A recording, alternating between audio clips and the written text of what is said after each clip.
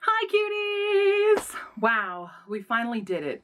We got through 2020 and here we are in 2021 with the same exact problems we had last year. Bliss. So anyway, in this video I thought I would combine my December reads with my overview stats of the year. So that's what we're going to be doing. I'm going to be posting a slightly different video that's going to go more in depth about the books that I read in 2020, and I hope you guys are all looking forward to that. It is a collaborative event, and we'll see how long it takes me to put together.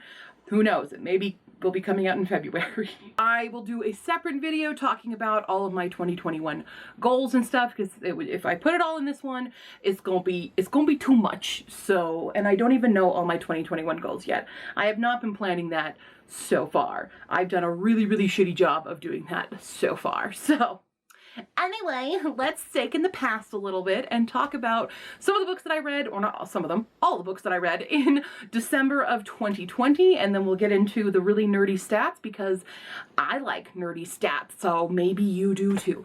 I don't know. If you don't, bye! See you next time.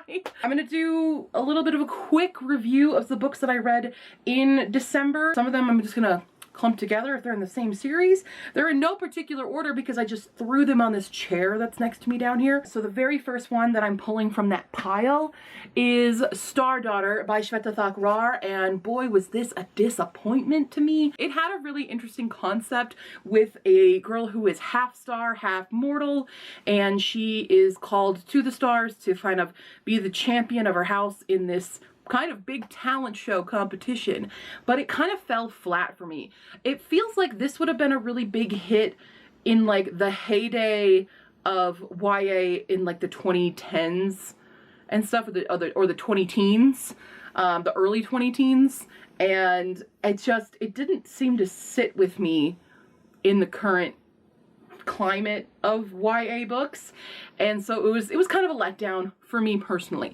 Other people may like this a lot. If you're really into like kind of more paranormal romance stories, you might enjoy this more than I did. I find it's really weird because it's a very fine line, but I find I like urban fantasy more than paranormal romance, even though they're very closely related, but there is a fine line, and this one crossed it a bit too much into that side. It's not really paranormal romance. It's still just kind of like a sci-fi fantasy, but the concepts around it, I appreciated the cultural background for everything in this. It was just lacking with the characters, I think. I couldn't bond to any of them. I didn't care about any of them, and I thought the entire idea of the Star Court world thing was just, it wasn't as developed as I had hoped it would be. So I don't know. It just didn't sit with me. So I probably will be unhauling this book. It's sad because it is such a beautiful cover. It's an Owl Crate edition. It's got the sprayed edges of purple, and it's very pretty and shiny. It's just not a book for me. I didn't care for it. Maybe you will. Other side of the fence here with a book that was really amazing, and also an Owl Crate special edition. It wasn't in an Owl Crate box, but I did pre-order it as a special edition. I actually have a couple, well, I did a Deadly Education last month that was also a special edition. But this one is a book you probably already heard about all across BookTube, The Invisible Life of Addie LaRue by V.E. Schwab. And I went into this skeptical because I heard mixed reviews about it, and I was like, oh. And this is actually my first V.E. Schwab book ever. I have not read anything else by her. I own a lot of V.E. Schwab, and I have not read them. I need to read them, but I haven't. So this was my first endeavor into V.E. Schwab, and I am happy to report I am not disappointed. I loved this. The concept was very interesting. There was a lot of jumping timelines following the life of Addie LaRue, who is kind of like this girl who sold her soul to the devil for immortality, but the price of that was that no matter who she meets, they will forget her. And it's weird. It's very interesting. It definitely turns out a different way than expected. And I think that's why a lot of people have mixed reviews, because they don't like the ending of it. I really liked the ending of it though. I thought it was a brilliant ending. It's not like a satisfying ending, but it is very believable and it works. I think it just worked. It worked for me, and the entire concept was overall very good. There are some more steamier parts that I was kind of like, is that so necessary? But that's just the ace in me, and other people will probably really like it. I think V.E. Schwab's prose is just amazing, and I just love this. I really loved the audiobook. That's how I listened to it, and it was just really, really good. So I do recommend this one, but granted, again, it's got mixed reviews. I'm on the side that really loves this book. Other people don't like it so much. So also, I love this edition so much. Never pray to the gods that answer after dark. Let's do a book I was supposed to read for 2020, and I only got to the first one. I had the whole series, but downside, I didn't care for it that much, and that is Ink and Bone by Rachel Kane. This is the Great Library, and I just couldn't pay attention to this one. It was again on audiobook, and I don't know if it was the narrator. I thought the narrator was fine. I just didn't connect, and I'm feeling like I don't know if I want to go on with the series or not. I'm kind of iffy on it. I just didn't care for the romance that's in it. It honestly didn't even feel like there was a romance until suddenly there was a romance. I didn't really connect with the other characters. It felt just kind of disorganized, and I didn't really understand where we were with everything. I was very confused about the world building, because I couldn't quite latch on to how this world works. Maybe it's explained more in the later books, which I have them all on my shelf over here. But I don't know if I want to go on to it, because I just didn't care enough. And by that alone, I'm probably thinking I'll probably unhaul the series, just because I had really high expectations for this. Because any book that involves like librarians and libraries and stuff, I'm into. And I was kind of like, this is the YA for the Invisible Library, which I was also mixed on Invisible Library, so I don't know what it is about them, but it was okay. It wasn't great. I do think for an actual YA audience, people will like this instead of, an adult reading it. I might be being too critical about it. The actual character I cared about in this, his name is Wolf, and he's like the mentor. I would actually rather have read this book from his perspective, because his story is way more interesting than the actual main character, who I've already forgotten his name. Jess. Jess is the main character, and I just didn't care about Jess at all. I don't know, you might like it. I was meh about it. A book I was not meh about was The Song of Achilles by Madeline Miller. This was I think this was her debut. This might be Madeline Miller's debut. She's also famous for Circe, which I absolutely loved. And this one came out before that, and it is about Achilles and Patroclus and their gay love for each other. And also a lot of very complicated themes happen in this. I'm willing to accept Madeline Miller as the new canon for all Greek mythology. I like her stories better than that. This was tragic though. I mean, it's kind of a Greek tragedy, but I loved this. It had a really tragic, heart-wrenching ending, and I wasn't mad about it having that ending. You kind of know it's coming, but at the same time, it's just like, this is beautiful, and the struggles and the growing up, and it's a full lifetime in here, and it was just beautiful, and I really liked it. So if you like Greek mythology and stuff, and you like some interpretations, you want to see some interpretations of mythology and stuff, Madeline Miller is just amazing. And I'm like, what is she coming out with next? Is she coming out with a new book? I don't know, but she's now on my auto buy list. So Song of Achilles, guys, if you haven't picked this one up yet, if you haven't read Circe yet, definitely check her out. The first books I read this month, I just got to them, were more of the Disney's Twisted Tales, one by Liz Braswell and one by Jen Kalanita, and they were Once Upon a Dream, which is the Sleeping Beauty retelling, which is What If the Sleeping Beauty Never Woke Up, and Mirror Mirror, which is based on Snow White, which is What If the Evil Queen Poisoned the Prince. And I was also meh on these two. I liked Once Upon a Dream much more than Mirror Mirror. I did not like Mirror Mirror at all, but I also really hate Snow White. It's my least favorite Disney princess, but this was a very short audiobook. It was like 7.5 hours long, so I'm like, all right, I can get through this one pretty quickly, but I just didn't care about it at all. It's not even What If the Evil Queen Poisoned the Prince. That's not even the real twist of the story. So, I just didn't care about it. I didn't care about it at all. And it's my least favorite one of the Twisted Tales, but I'm going to keep it because I like having all the Twisted Tales together. And Once Upon a Dream, I liked more. The narrator, bad choice of narrator. They chose a guy to narrate Sleeping Beauty's story, and I'm like, I don't like that. But it delves more into the inner workings of Aurora's mind, which, you know, as the Disney princess with the least, you know, screen time, the least lines in her own movie, this kind of brought her back to the forefront of her own story. It's set completely in her own kind of mind, in the dreamscape of what's going on in there while she's under the sleeping curse.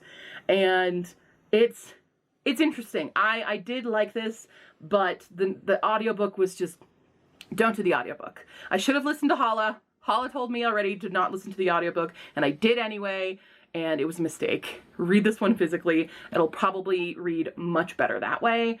I just was like, why did we choose a male narrator for this when it's her story? And it just was off-putting.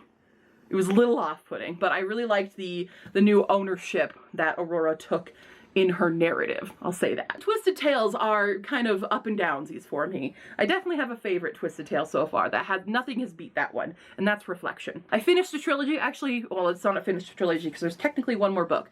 I finished 3 books in a quadrilogy. I finished one last month, which was An Ember in the Ashes by Sabaa Tahir, and I finished A Torch Against the Night and A Reaper at the Gates. I really liked Torch Against the Night. This was great. It was a good expansion of the universe.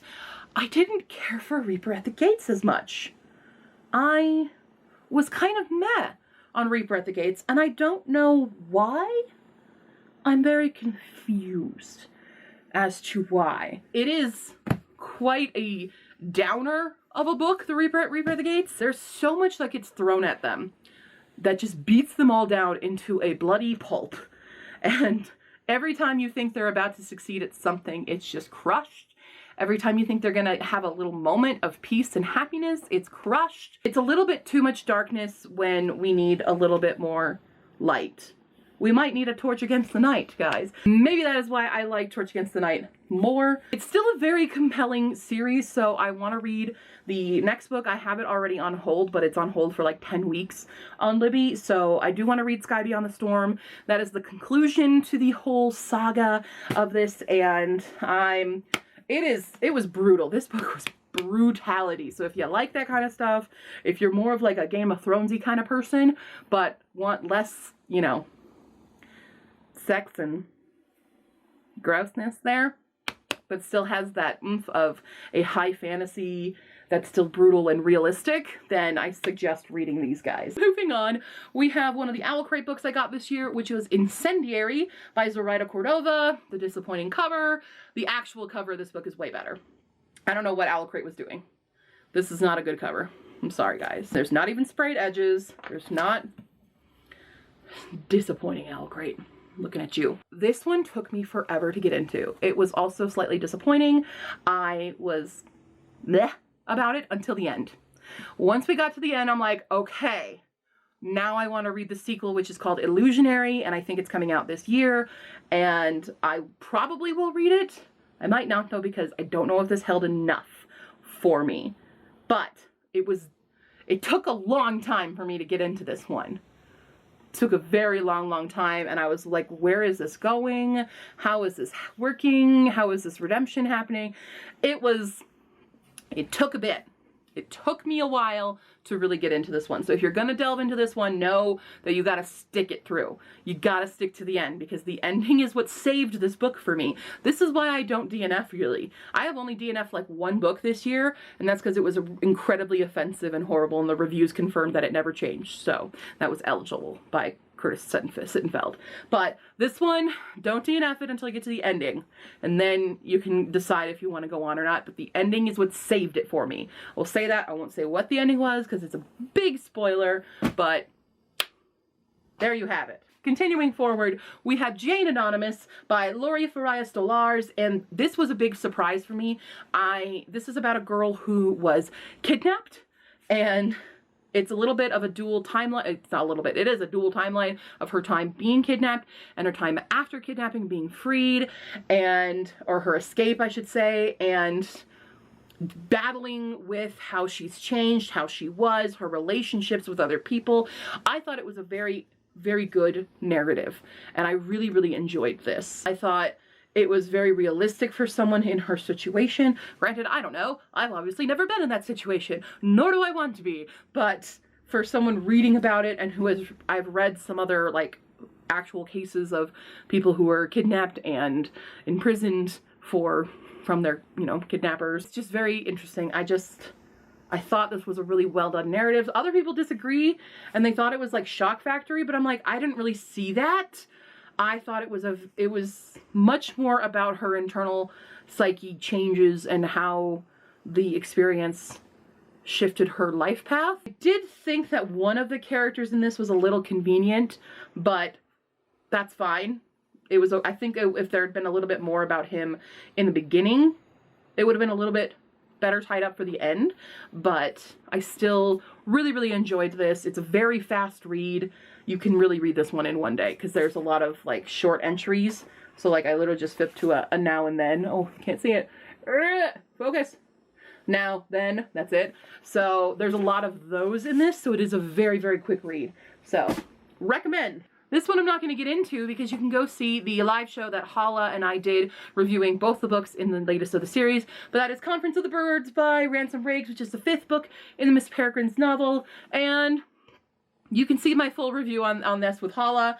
We talked about it and it was okay. It was up and down for me. I do want to see the conclusion, which comes out this year. Very soon, I think.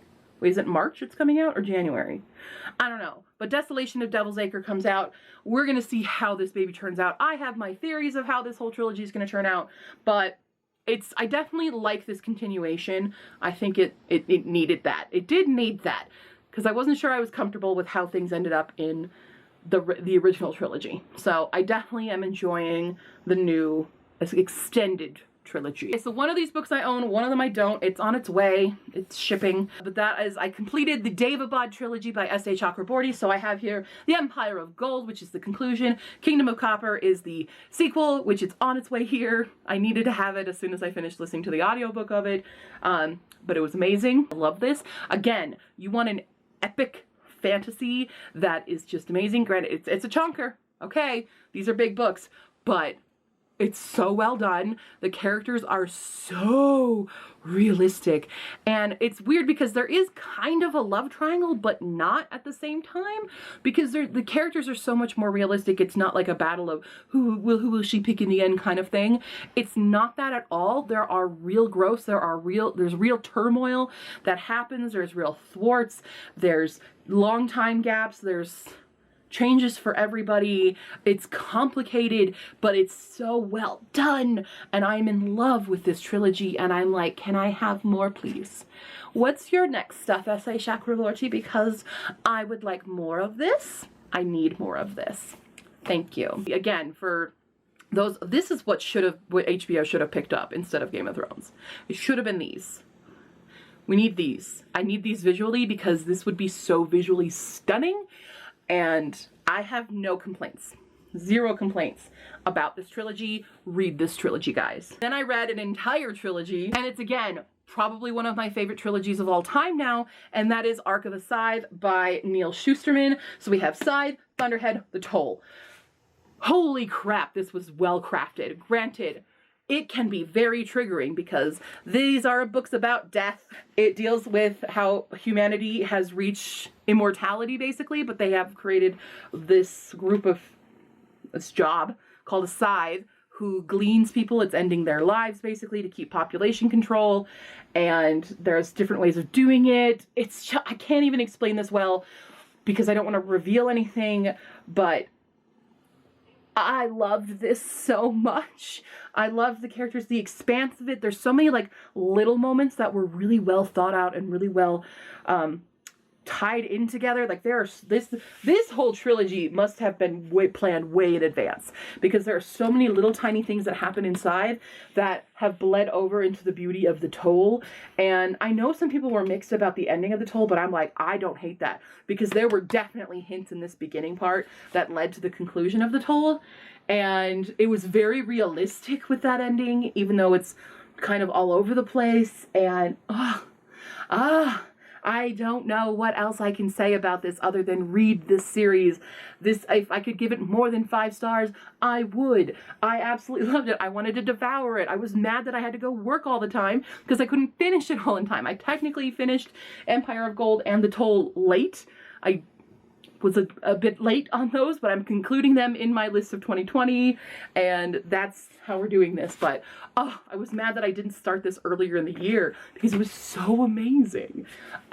There's the December 2020 reads that I did. So let's talk a little bit about some nerdier stuff, and yeah, go pick up those books. Some of those, not all of those, but definitely Scythe, definitely the Day of Abad trilogy, definitely those. All right. Let's talk about some stats. So for 2020, I read a grand total of 208 books. Like I said I would in a previous video. I did get to my 208, sort of. I was late on Empire of Gold and The Toll, but whatever, I'm counting them anyway. If I hadn't worked so much, it wouldn't have been a problem. But work ruins everything. Just don't have a job, guys. Don't be an essential worker, guys. I'm gonna have some lovely graphics for you guys because I'm super freaking nerdy. In the breakdown of all those books, I read 110 audiobooks, 8 ebooks, 64 hardcover, and 26 paperback books. So 90 physical books. I definitely read more audio than physical books, but they're fairly even. That's a close call with that. So I'm definitely on that audiobook train, and I'm finding if you're ever one of those people who thinks they can't do audiobooks, give it a chance, because I too thought I was that person, and look at me now. Audiobooks have saved me, and they're really nice when you have other things to do, but you don't know what else to do, you don't know what show to put on or what music to listen to. It's nice to have this and be able to do something mindless like cleaning while listening to an audiobook. That saved me a lot. I'm on that audiobook train. I'm chugging along really hard with it. So I also broke down my average reading time with those. My average reading time in general was like 3-ish days, but I wanted to break that down because I read audiobooks faster than I do physical books. So my average time reading an audiobook was 3.07 days. My average time reading an ebook was 6.6 days. I struggle with ebooks. And physical books, my average was 4.7 days, so roughly 5-ish days. So that's how long it takes me to read them, usually, in the span of my year here. But yeah, interesting. I like stats. I'm so sorry. I'm so nerdy about this. Breakdown of age groups. I was really shocked, and I read, aside from, we all know, okay, I read a lot of YA. I read 146 YA books. Great. I read only 7 middle grade books. I did not really do a middle grade year at all, but I also read 55 adult books, which is pretty impressive for me because I don't really go into the adult world all that much, but I'm starting to find authors that do really well with adults and that are styles that I like.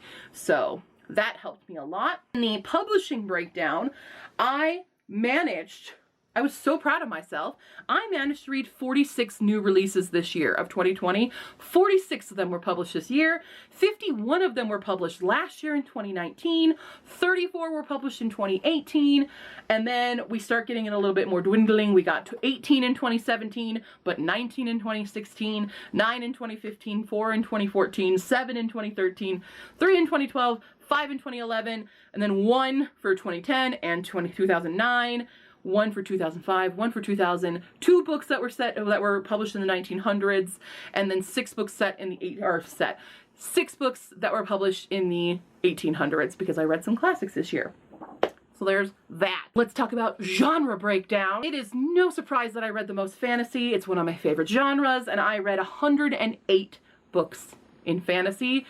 Granted, these are like, okay, the way I'm doing genres, because genres confuse me, because sometimes when I read a book, I'm like, that wasn't really fantasy, or that wasn't really sci-fi, but it's hard to break them down, and so I'm going by their initial genres. But 108 fantasy, I read 37 sci-fi, which I'm reading more sci-fi now. I read 22 historical fiction, 26 contemporaries, 7 classics, because I don't know how to classify classics, honestly. I only read 1 horror book, which is fun, 2 mystery books, and 5 nonfiction books. That's my genre breakdown. I tried to kind of figure out the secondary genres for a lot of those, and a lot of secondary genres were like, you know, romance, dystopians, urban fantasy versus high fantasies, and there's a lot of like one-off things in there, but it's very big. It's a very big pie chart, as you can see, and it's just a lot. So I decided not to really do that one. I will say the biggest secondary I read was 44 romance, so like a fantasy romance, contemporary romance. There were some sci-fi romances in there, historical fiction romance. There was a lot of those, and romance tends to be like the main subplot of a lot of stories. That's my breakdown of this. My battery is dying. I will be revealing the best books and the worst books of 2020 in another video. We're gonna have a big collaborative fun time with all the books that I read in 2020, so I hope you guys enjoy that when it comes out. My next video will be about all my 2021 goals and all that jazz. We'll see where that takes us, but how did you guys do with December 2020? How did you do with your reading stats? Put them below, because I love reading stats. I'm a nerd for them. That's just how my life works. So, hope you enjoyed this video. Happy New Year, everybody. And as always, you can reach me down in the comments below or on Facebook, Tumblr, and Twitter. Check out my Ko-fi page and support me as a content creator. And I'll see you next time, cuties. Bye!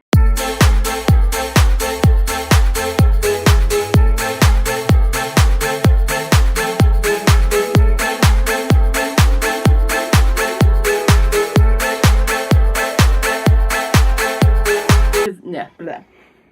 Blah, blah, blah, blah, blah. It's had a really interesting... All the books just fell. Maybe that's why. Ow. Just dropped it on my foot.